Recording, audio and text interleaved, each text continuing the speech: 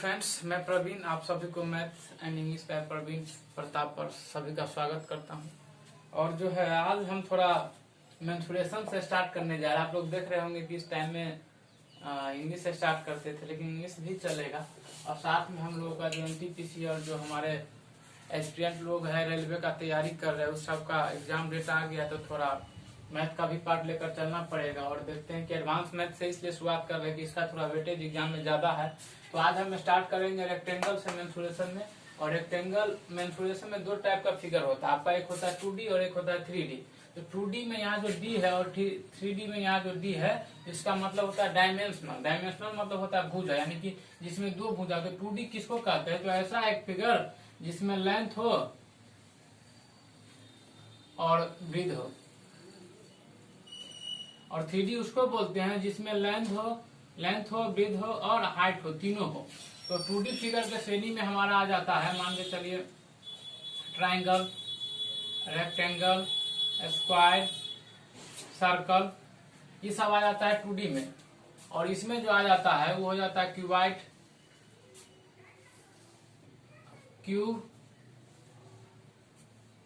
Cuboid, cylinder, कोन,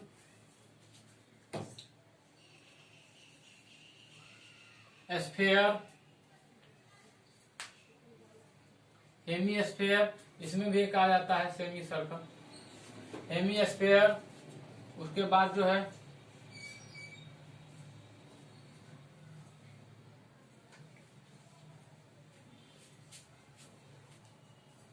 prism, है ना। इसी तरह से पिरामिड, डिस्डेट करके ये सब आ जाता है 3D श्रेणी में, और इधर का आ जाता है 2D श्रेणी में। तो आज जो हम स्टार्ट करने जा रहे हैं वो है हमारा रेक्टेंगल से। कि रेक्टेंगल के बारे में हम पहले थोड़ा जहां तक क्वेश्चन कराएंगे वहां तक का कॉन्सेप्ट, फिर क्वेश्चन, इस तरह से हमारा सीरीज आगे बढ़ेगा। तो आज हम यहाँ पे हेडिंग डाल रहे हैं कि रेक्टेंगल के बारे में थोड़ा बताने, पहले कॉन्सेप्ट, उसके बाद क्वेश्चन करेंगे। अगर फिर कॉन्सेप्ट की जरूरत हो फिर कॉन्सेप्ट करेंगे, फिर क्वेश्चन करेंगे। चलिए तो हम पहले रेक्टेंगल का एक फिगर बना लेते हैं प्यारा सा।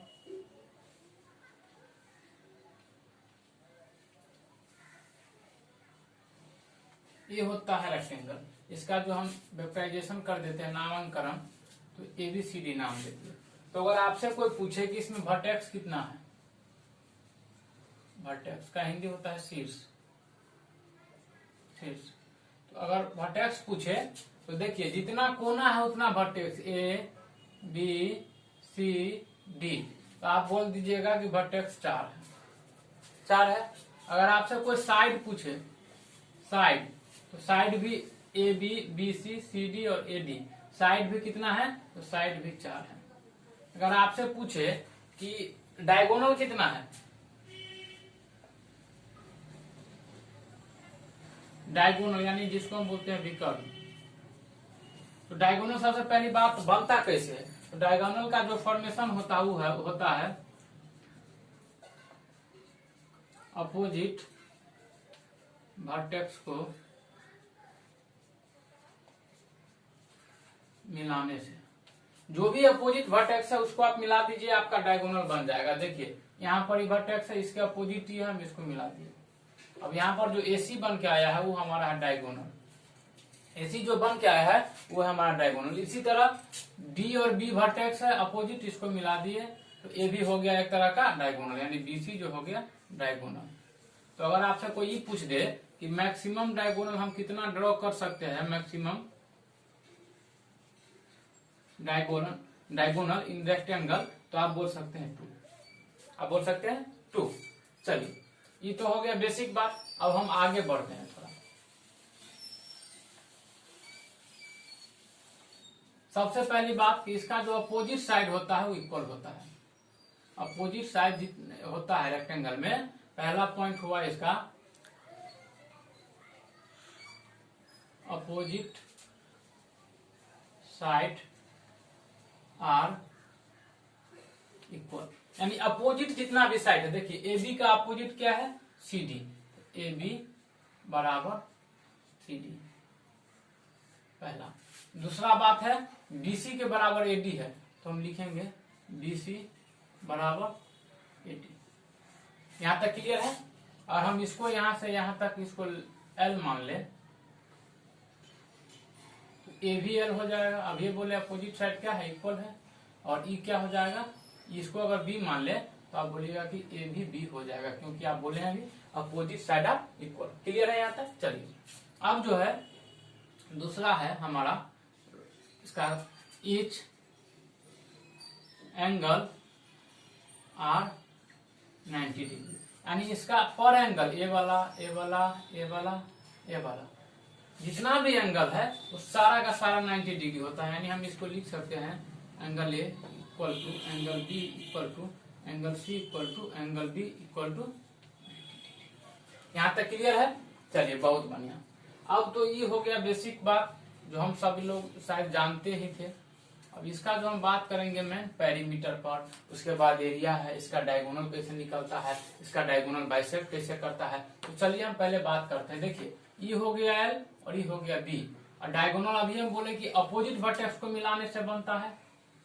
देखिए अपोजिट वर्टेक्स को मिला दिए हम तो आपको इस तरह का एक फिगर दिख रहा होगा कि यहाँ है B, यहाँ है C और यहाँ है D। आप कोई भी डायगोनल को मिला सकते हैं। और ये वाला पार्ट जो है B है और ये वाला पार्ट जो है L है। ये वाला पार्ट B है और ये वाला पार्ट क्या है, L है। तो एक बात तो देख रहे होंगे कि ऐसे करके फिगर था और इसका पर एंगल 90 डिग्री था, लेकिन यहाँ तो कट गया तो बी एंगल 90 डिग्री नहीं बचा होगा, ई बचा होगा 90 डिग्री और ई 90 डिग्री से कम होगा दोनों। तो ये एक तरह का क्या बन गया, ये एक तरह का बन गया राइट एंगल ट्रायंगल। और राइट एंगल ट्रायंगल में आपका परपेंडिकुलर दिया है, बेस दिया, तो हाइपोटेनस निकालना है। तो यहाँ से BD बराबर क्या हो जाएगा, BD बराबर क्या होता है रूट अंडर L स्क्वायर जो B स्क्वायर, L स्क्वायर जो B स्क्वायर। और यही BD जो है रेक्टेंगल का क्या है, डायगोनल है। तो डायगोनल बराबर यहाँ से फॉर्मूला आपका तैयार हो गया L स्क्वायर जो B स्क्वायर। ये बात सभी आदमी को समझ में आया होगा। तो ये हो गया डायगोनल का कॉन्सेप्ट। आप कोई भी डायगोनल खींच के अपना कर सकते हैं। क्लियर है। चलिए स्क्रीनशॉट लेना है तो लीजिए। चलिए अब थोड़ा आगे हम बढ़ रहे हैं। अब जो है इसमें ये तो बेसिक कॉन्सेप्ट था, बेसिक हम समझ गए, डायगोनल भी निकालना सीखे। अब इसका बात था, इसके बाद हम बात करते हैं एरिया का। सबसे पहले बात कर लेते हैं हम एरिया का। एरिया तो वैसे इसका होता है L into B, L into B. Clear है यहाँ तक। लेकिन देख लीजिए इसका फॉर्मेशन कैसे हुआ, देख लीजिए इसका फॉर्मेशन कैसे हुआ कि मतलब जो है सो हम कोई भी डायगोनल आप एक मिला दीजिए। हम मिला दिए हैं, पहले से मिला दिए हैं, बी को डी से मिला दिए। तो जब भी हम बी को मान के चले ऐसा कोई टुकड़ा है, ऐसा कोई टुकड़ा हम इसको ऐसे काट दे, दो वाला पार्ट दो को पार्ट में ऐसे बट जाएगा। आप लोग ब्रेड खाए होंगे, देखे होंगे। तो अगर हम काट दिए तो ठीक है, अगर कोई हमसे पूछ दे कि पूरा का एरिया क्या, तो आप बोलिएगा कुछ नहीं भाई, इसको फिर से हम मिला देते हैं, ऐसे करके मिला देंगे, फिर वही वाला शेप में आ जाएगा। तो ये जो है हमको दो ट्राइंगल आ गया। अब दो ट्राइंगल आ गया, एक ट्राइंगल आ गया इसे और एक ट्राइंगल आ गया जो है सो आपका ऐसे। ई है L वाला, ई है B, ई है B और ई है L। और देखिए ई वाला जो पार्ट है 90 डिग्री का है, ई वाला 90 डिग्री का, दोनों राइट एंगल ट्राइंगल है। तो हम इस ई है A B D और ये है D B C, हम दोनों ट्राइंगल के अगर एरिया को जोड़ दे तो हमारा रेक्टेंगल का एरिया आ जाएगा। यहाँ तक क्लियर है। तो देखिए इस ट्राइंगल का एरिया क्या होगा, ट्राइंगल ABD का एरिया। किसी भी ट्राइंगल का एरिया क्या होता है 1/2 बेस इंटू हाइट। 1/2 बेस है इसका B और हाइट है इसका L, तो हो जाएगा LB बटा। और ठीक इसी प्रकार अगर इसका भी हम निकाले ट्राइंगल BCD का एरिया, BCD का एरिया, इसका भी वही बात 1/2 L इंटू B, इसका भी हो जाएगा LB/2। अब दोनों को हमको जोड़ना था, तो दोनों को हम जोड़ देंगे तो LB/2 प्लस LB/2, इसका हो जाएगा 2LB/2, 2 से 2 कैंसिल हो जाएगा, हमारा आ गया है यहाँ से L into length multiply B into breadth. तो यहाँ से हमारा जो है रेक्टेंगल का एरिया का फॉर्मूला ड्राइव हो गया। तो आप लोग देख रहे होंगे और समझ में तो जरूर आया होगा। इससे आगे हम थोड़ा चलते हैं। चलिए, अब जो हमारा आगे का कॉन्सेप्ट है वो है पेरीमीटर का, कि एरिया रेक्टेंगल का जो पेरीमीटर है वो कैसे हम निकालेंगे। चलिए पेरीमीटर के बारे में हम चलते हैं।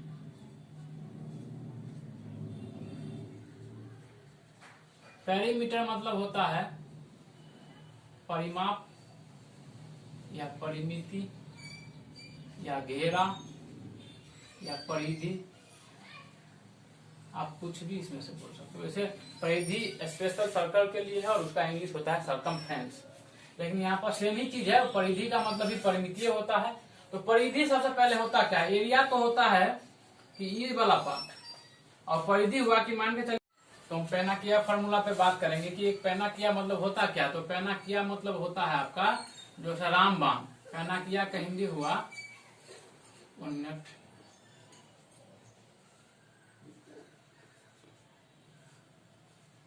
रामबाण, यानी कोई किसी भी फिगर का अगर आपको पेरीमीटर निकालना है तो हम निकाल सकते हैं। पेनाकिया फॉर्मूला होता है आपका सम ऑफ ऑल साइड्स, कि जितना भी साइड्स है ना उस सबका जोड़ दीजिए। तो साइड हमारे पास है A B plus B C plus C D और प्लस ए डी, यही है। तो आप कहिएगा कि ए बी है एल, ई है बी, ई है एल, ई है बी।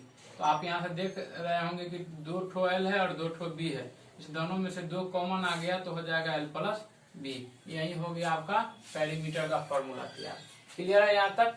चलिए अब जो हम थोड़ा आगे कुछ कॉन्सेप्ट है उस पर बात करेंगे।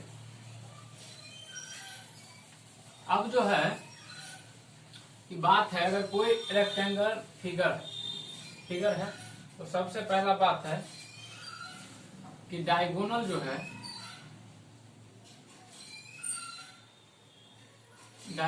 है bisect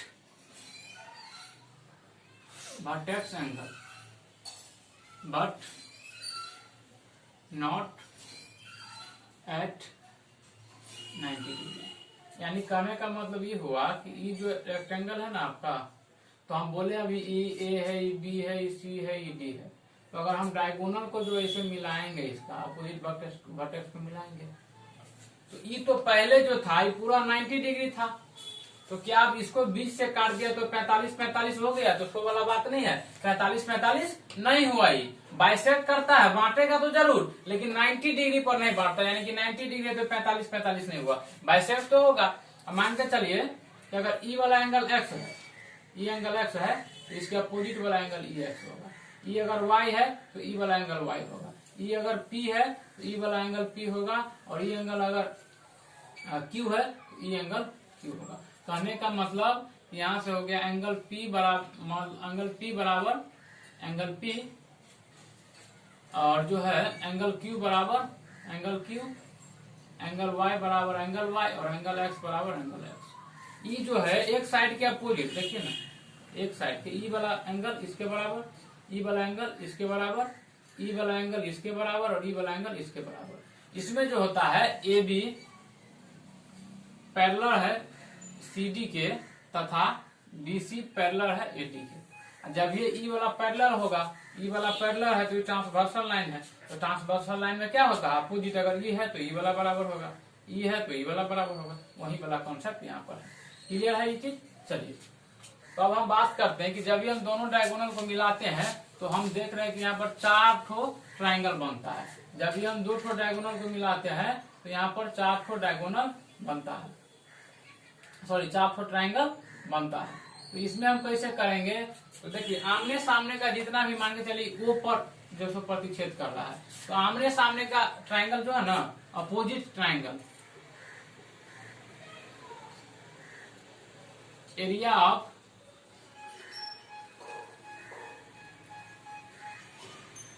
opposite triangle are equal. यानी कि अपोजिट ट्राइंगल का एरिया जो है इक्वल होता है। जैसे हम अगर बोलेंगे त्रिभुज एओबी, एरिया ऑफ त्रिभुज एओबी बराबर होगा एरिया ऑफ त्रिभुज डीओसी के। और हम बात करें एरिया ऑफ त्रिभुज BOC वो बराबर होगा एरिया ऑफ त्रिभुज AOD के। क्लियर है? यानी आमने सामने का ट्रायंगल जो है सर्वांगसम होता है, ये भी आप बोल सकते हैं। त्रिभुज AOB सर्वांगसम त्रिभुज DOC और त्रिभुज BOC सर्वांगसम त्रिभुज AOD। बात क्लियर है? और आमने सामने का अगर मान के चले इसका एक है एरिया तो इसका भी एक होगा, अगर इसका एक है तो इसका भी एक होगा, अगर इसका 2 है तो इसका 2 होगा। बात समझ में आया? बात चलिए क्लियर है? यहाँ तक आमने सामने का ट्रायंगल का एरिया जो है इक्वल होता है। अगर हम ईच किसी भी ट्रायंगल के एक ट्रायंगल का एरिया का बात हम बोले, एक ट्रायंगल जैसे हम बोल देंगे कि त्रिभुज DOC का एरिया का बात हम बोले तो हो जाएगा 1/4 ऑफ रेक्टेंगल ABCD का एरिया। अगर ABCD का एरिया 16 सेंटीमीटर है तो ये हो जाएगा 4 4 4 4 और एक का पूछे तो आप लिख सकते हैं 1/4 इंटू 16, एक का एरिया हो जाएगा 4 सेंटीमीटर स्क्वायर। यहाँ तक क्लियर है? चलिए अब जो है डायगोनल एक दूसरे को मतलब बाइसेक्ट करता है, वो तो समझ गए 90 डिग्री पे बाइसेक्ट नहीं करता है। अभी जो है BACDEO है तो EAO जो है OC के बराबर है और OD जो है OB के बराबर, यानी दोनों डायगोनल का जो है लेंथ बराबर होता है, यानी AC बराबर BD होता है, AC बराबर BD होता है और AO जो है OC के बराबर है और दोनों डायगोनल भी बराबर होता है, इसलिए AO बराबर OC बराबर BO बराबर OD और इस सब का मान आप निकाल सकते हैं या तो AC/2 करके या BD/2 करके। ये हो गया आपका कॉन्सेप्ट।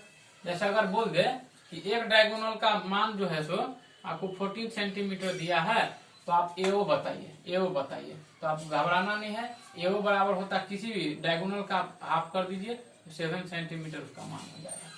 यहाँ तक बात क्लियर है? यहाँ से बेसिक जो कॉन्सेप्ट था वो हमारा खत्म हुआ, और भी कॉन्सेप्ट है रेक्टेंगल में उसका हम बताएंगे। इस पर फिलहाल अभी क्वेश्चन कर लेते हैं ताकि हम लोग को जो है सो रिपीट हो जाए। तो क्वेश्चन हम RS अग्रवाल का बुक लेकर चलेंगे, देख रहे होंगे आप RS अग्रवाल हम कवर करेंगे। ये RS अग्रवाल का एक बुक है तो इसी से हम क्वेश्चन कराएंगे।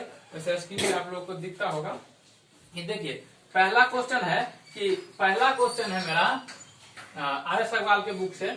एक भूखंड की लंबाई और चौड़ाई का अनुपात 3:2 है, यानी एक भूखंड है उसके लेंथ और ब्रेथ का जो रेशियो है वो 3:2 है। बोल रहा है यदि उसकी चौड़ाई लंबाई से 40 मीटर कम है, उसकी चौड़ाई लंबाई से 40 मीटर कम है। अब एक बात बताइए, ये चौड़ाई है और ये लंबाई है, बोल रहा है कि 40 मीटर कम है, लेकिन वास्तव में रेशियो में कितना कम है? रेशियो में 1 कम है और 1 रेशियो का मान यहाँ पर दिया है बुक में कि 40 मीटर कम है, तो हम दे दिए 40 मीटर कम है। लेंथ और ब्रेथ का जो रेशियो है, एक मिनट देख लीजिए, लेंथ और ब्रेथ का जो रेशियो है वो हमको दिया है 3:2, लेकिन बोल रहा है कि इसकी चौड़ाई जो है लंबाई से 40 मीटर कम है, लेकिन वास्तव में यहाँ रेशियो में कितना कम है? तो 1 यूनिट, और इसी 1 यूनिट का मान दिया आपको 40 मीटर।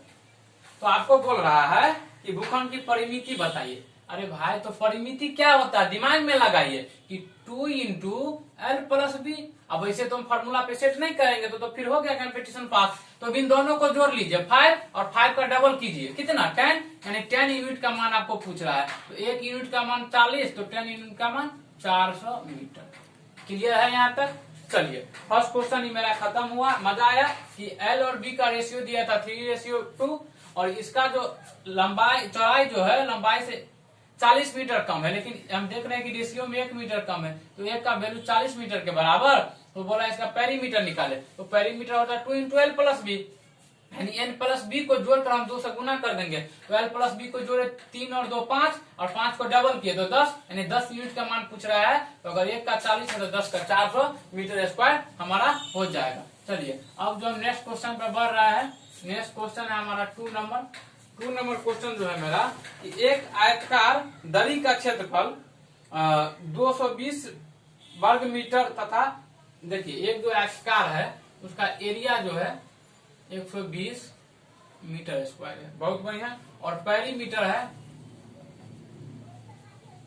पेरीमीटर जो है आपका वो है 46 सेंटीमीटर, 46 मीटर। ये बोल रहा है डायगोनल का लंबाई ज्ञात करने के लिए। अब एक बात हमको दिमाग में रहना चाहिए कि पेरीमीटर क्या होता है। 46 है, क्या है 2 इंटू एल प्लस बी है, ये दिया 46 के बराबर। यहाँ से 2 से जो कट जाएगा तो एल प्लस बी हमको क्या आ जाएगा आप बताइए, कहिएगा 23। अब एक काम करते हैं कि इसको हम दोनों साइड स्क्वायर कर देते हैं। तो इस साइड स्क्वायर करेंगे तो हो जाएगा एल स्क्वायर बी स्क्वायर, ये हो जाएगा 2 इंटू एल प्लस बी बराबर 23 का स्क्वायर हो जाएगा 529। अब एक बात बताइए कि एरिया दिया है 120, एरिया होता है एलबी, एलबी दिया है 120 और हमको 2LB निकालना, तो इसमें 2 से मल्टीप्लाई कर देंगे।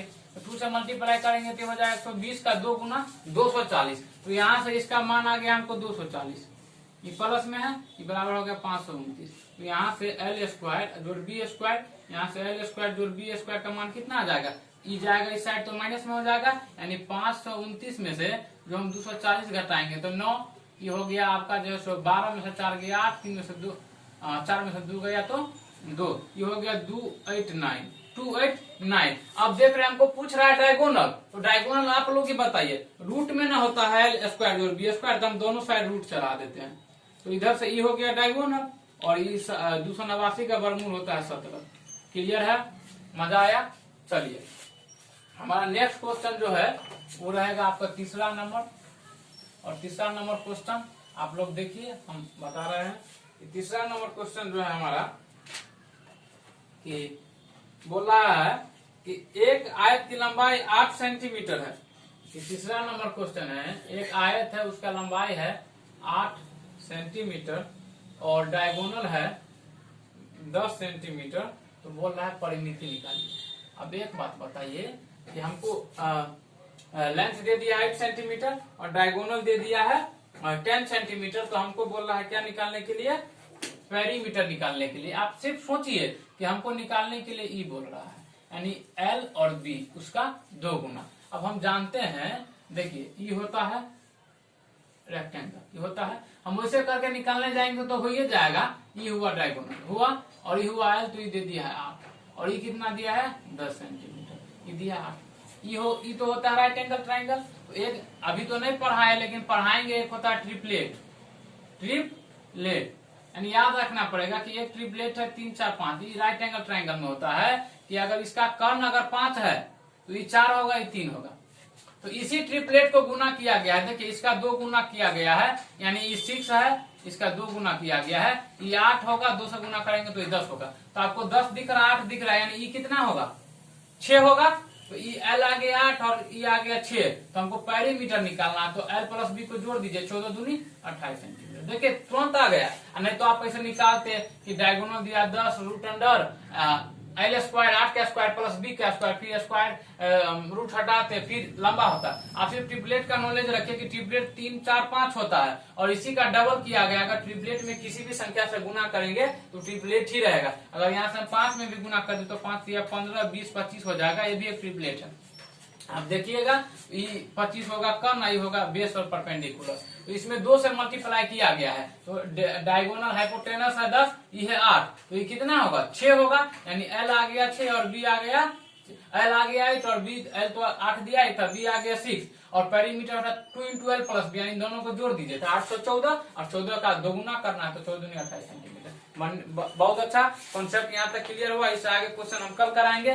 Thank you for watching, do subscribe and share as well, press the bell icon. Thank you.